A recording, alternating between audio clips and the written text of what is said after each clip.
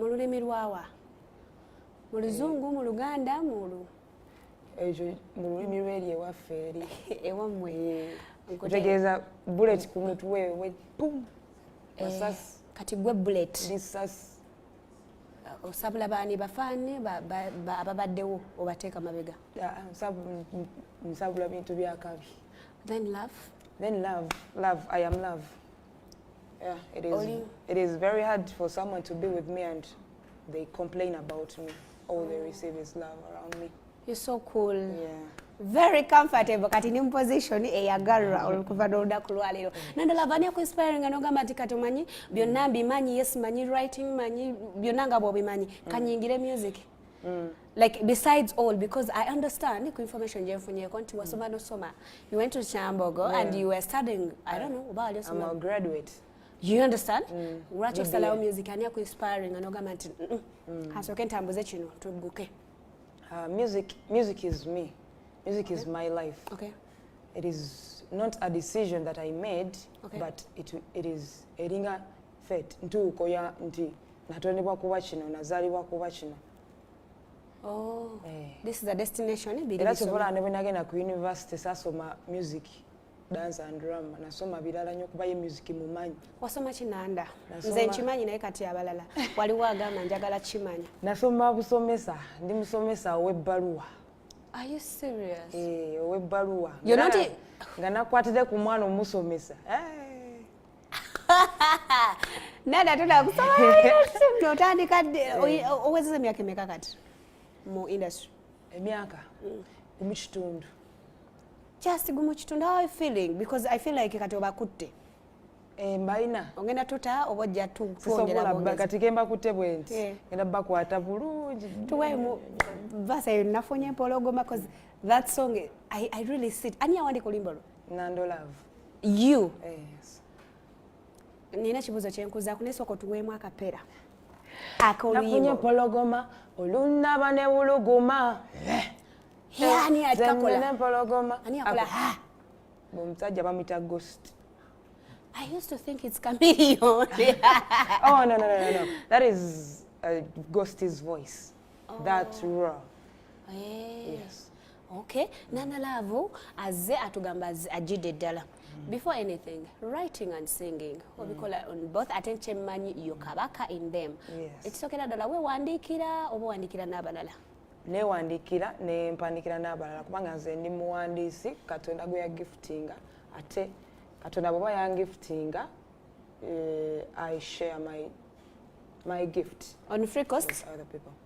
Kubwerere? Of course, some company have to give me some. You have to appreciate God. Oh, in a standard price in yabo? Nina standard price yange. Jise uta mama. Contact kweziriyo na TikTok, Instagram, Nandor Love, you can contact us and netukuwe byakabi kubanga fe tulina byakabi byokka. Kale buno budde ndeese music ne muteeka aside ne ndeta ne writing ne muteeka aside ne nkugamba nti londako kimu okola ki ku bibiri otwala kiriwa? I do music. I am an artist. I'm a musician. Kiri kirabo kyenjagala okugabanyizaako ne bannange ekyokuwandiika. Nga nti kati aluno oluyimba kandi wono oluyimba kandi wono. Waluno oluyimba lw'empandika nga luno si lwange. Lwono a particular artist. Yes. Nandor Love kyanjawulo kikyalina away from other artists kuba like kyanjawulo kikyazze nakyo oba kyalina? Just Nandor Love alina music owakabi atabangawo mu Uganda ne mu nsi yonna actually. Kiki ekimufuula owakabi atabangawo? Ekimufuula owakabi engeri gye mpandiikamu yange nzekka. Tewali na writer asobola kutuuka ku ngeri gye nsengekamu ebintu byama poet. Nanda, osesenkana otya Joylanda? I understand is one of your best friends. Yes. Omusesenkana otya? Musesenkana n'omusajja era Joylanda y'omu ku bantu bwenza okwa attaching a success you to this music over? Wawoga bamuyita Jeff Chiwa. Yeah. So we yankubya ne ngenda okumumiitinga. Nangamba okimanyi nti oli wakabi ate ogenda kubeera ensi egenda kitegeera nti oli wakabi. Nangamba naye nina omwana gwe njagala omiitinge. So that's how we yansisinkanya ne Joylanda. Nagamba Joylanda ono omwana wakabi. She should be your friend. and yeah, okuva olwo tuli ba mikwano, and she has been too good and she has been really a friend to me.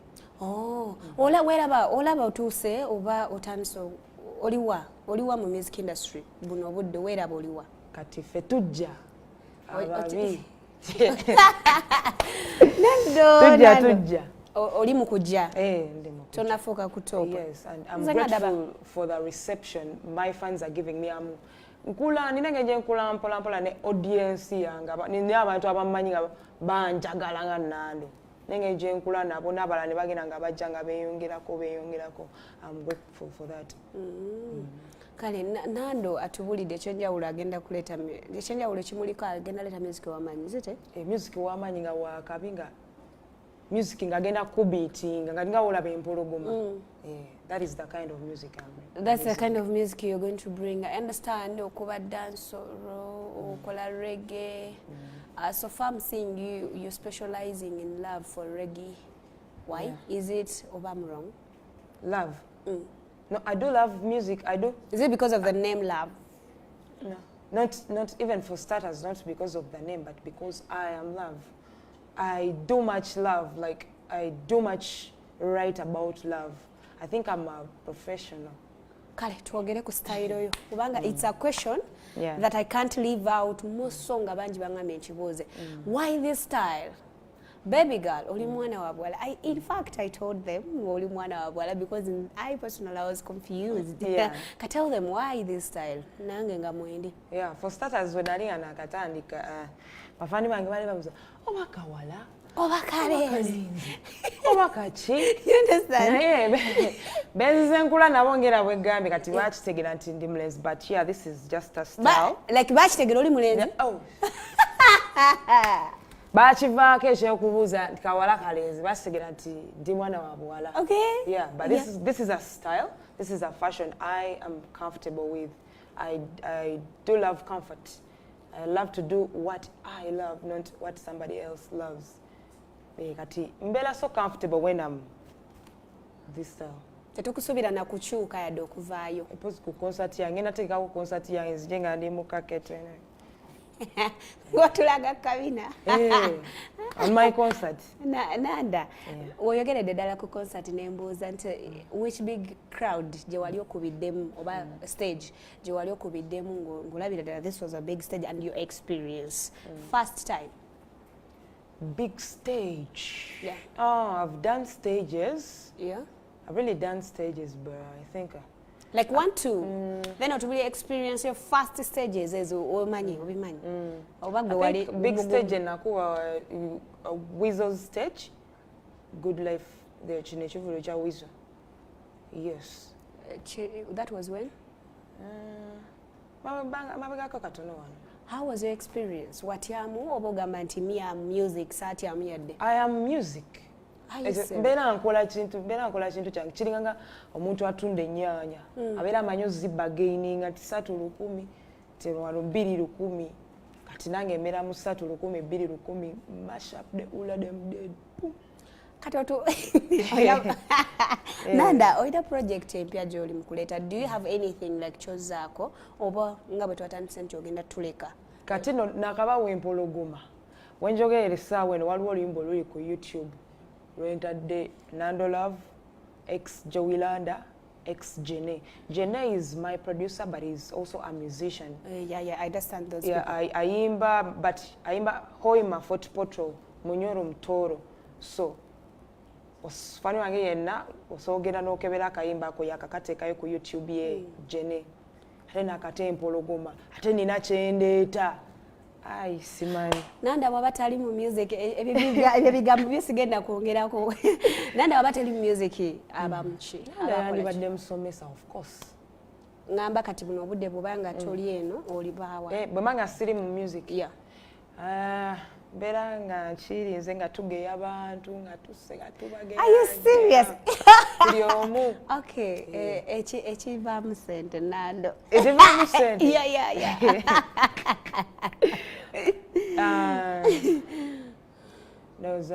Ndi muvubuka omuvubuka atandika okwezimba era ekibuuzo ky'ombuuza kirungi ebintu ebyo nkyabirowoozaako kyabikubaganyako ebirowoozo nga meti bwe basikoze music kiki ngenda okukola ekisobola okuleeta ssente emabbali era fani wange yonna gy'oli ng'olinawo idea yonna mu comment wali kiba kiggwa n'onteekako netuzimba ekintu kya Nando bana tebakunoonye n'ebigambo bya ghetto ate nganze nno sirina bigambo bya ghetto naye nina kyali wange bamuyita panisha yasinga obubuumi agamba mwana ttaano sijali mwana kiki kale nange ngenda nkopinga I just adopt I'm not too ghetto but I adopt that ghetto style yeah.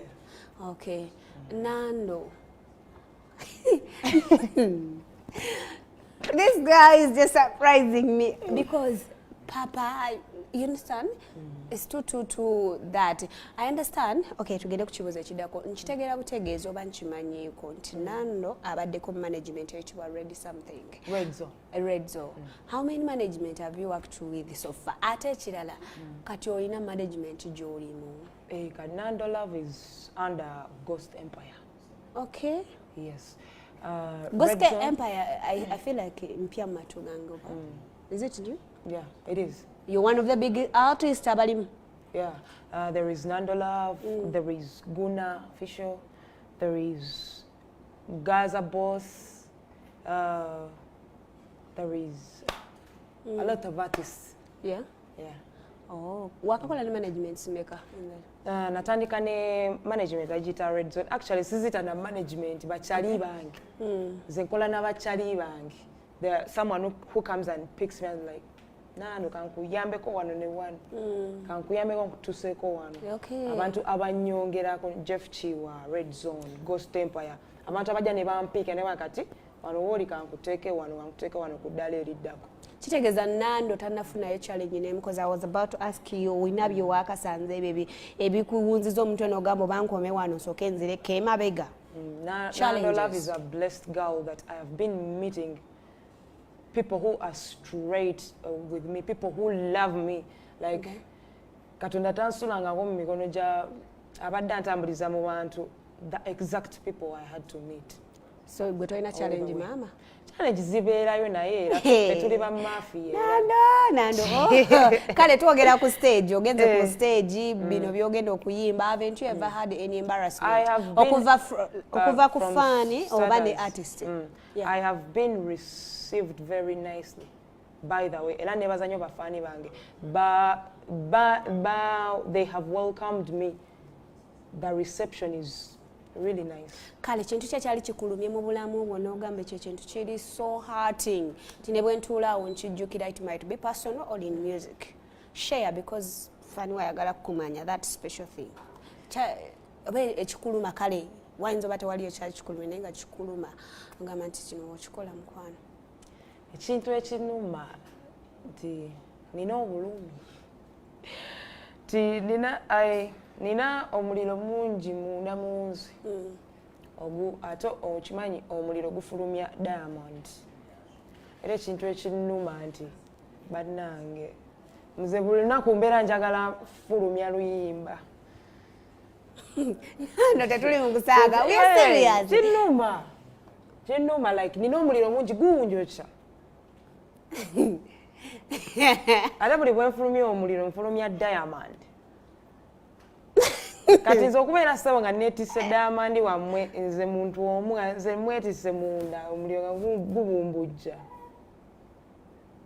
My wedding buzzer kyekintu Spark TV kyetegese bino no biri kukukyala kwanjula kufumbirwa gwe oba togendangako mu mbaga ennungi oba tolootangako olugoye engoye oziroota naye ogamba sente ziri nnyo ennyonyi zigenda wa ngenda zijjawa.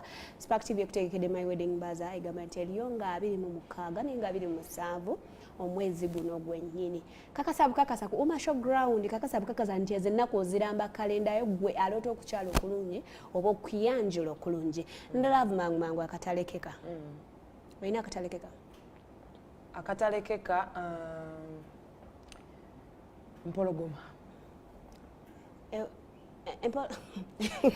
Empologoma, like I am confused. Empologoma otambula nayo mu nsawo wagisanga, like how did you even come up with that song? The Empologoma song? Yeah. I also ask myself how I came up with this. What exam said? No, I have a friend of mine who mukwano gwe yangamba kola kayimba nga bakayita empologoma etali amuddu. I'm like, ngenda college. So that is where I picked the idea of it all. Kubanga nze of course ndi muwandiisi kasitambera ne idea tekisobola kugaana. Kale. Either way. Kale omulungi ankozeko makeup wange bamuyita Fina's makeup era ngagamba asangibwa ku MM Plaza musisinkane togenda kwejjusa kubanga y'omu ku baana abayina ekisinga musange ku namba y'essimu 075511412 35 Nandor akasembayo kokka nga tumaliza nga tusibula tusubira omusajja ku style yo oba nedda ekyo kya butonde sebu nina okuleeta omusajja